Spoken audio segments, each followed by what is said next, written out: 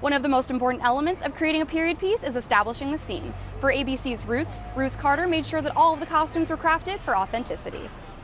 Carter has called Roots her passion piece. Lucky for her, her passion has earned her an Emmy nomination. Back to you, Ellie. With the blind main character in Daredevil, audio was especially important. Sound editor Lauren Stevens worked hard to make Daredevil's world as compelling as possible. Stevens said that combat audio was the most difficult to edit. However, she's up for the challenge in season 3. Back to you, Ellie. I'm here in Concord, New Hampshire, where Bernie Sanders has just celebrated his New Hampshire primary win.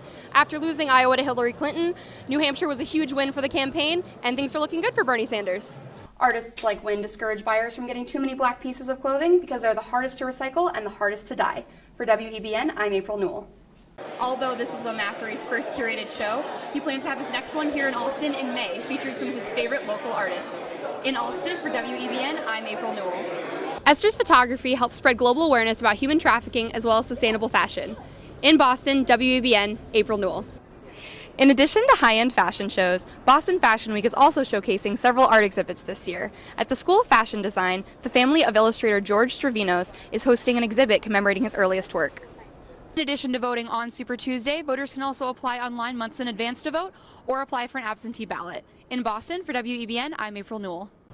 Good afternoon and welcome to WEBN's Weekly Entertainment Update. I'm April Newell with today's top stories. Boston is in the spotlight again.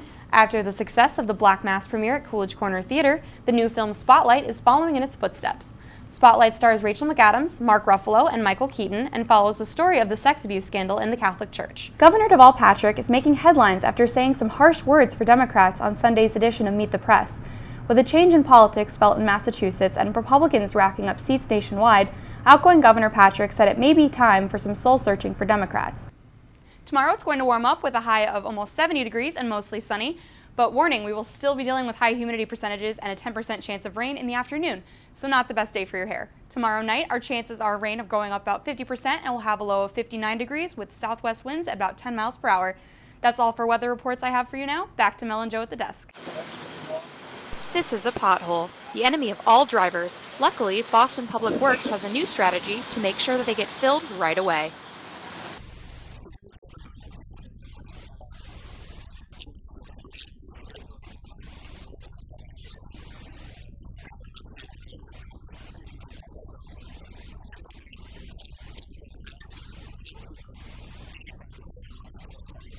Potholes take up to 20 minutes to drill, fill, and dry. Boston City Works Supervisor Danny Nee said that the best way to get potholes filled faster is to report them.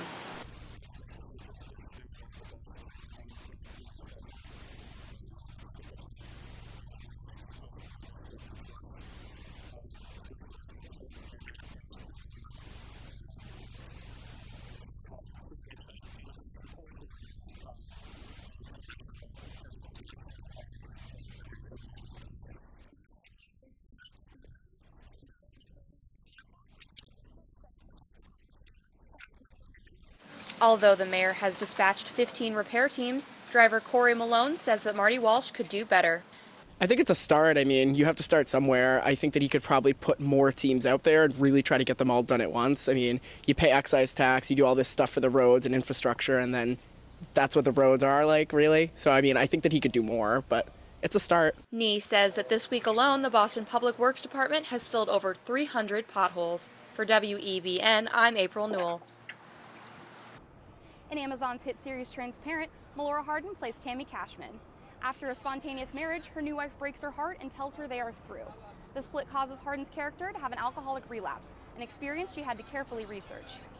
I am a beautiful soul, and you are all monsters. She is an alcoholic and a recovered alcoholic, except in season 2, when she falls off the wagon. And I actually have a friend, a very close friend, who was a meth addict. And so I spent a long time talking to him about how that, what that's like, being so drawn to something that has you like that, where you don't have it, it has you like. And then what falling off the wagon is like. I really wanted to get inside what that was and how that can happen, how easily that can happen, and yeah, he was a big resource for me and really an amazing person, and has been in recovery for like 20 years. And Although Tammy is not in season 3, Hardin says that she thinks she might come back in season 4 recovered. Or you get absolved. Thank you, Sarah, but I don't want your apology. Don't want your. Tammy is not as selfish as Sarah and all the other Pfeffermans are. I don't think she's quite as self-centered as they are. And I think that she's on the path to recovery, I think, and I think she's probably done a lot of therapy and is a little more maybe introspective, and I think she might be able to help Sarah. So I always kind of liked seeing them as friends because I felt like they were friends. Hardin said that playing Tammy helped her expand her range as an actor and hopes that her character will return in season 4. Back to you, Ellie.